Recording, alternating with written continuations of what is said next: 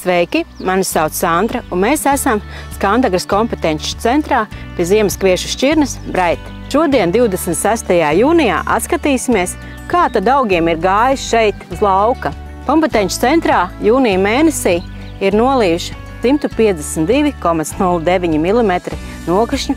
Tas ir krietni vairāk nekā augiem ir nepieciešams. Slimību spiediens ir gana liels, un mēs esam izmantojuši vārpošanas sākumā 51. augu attīstības stadijā, tad, kad vārpa šķiļās ārā no maksts, fungicīdu Askra X-Pro 0,8 litru uz hektāru.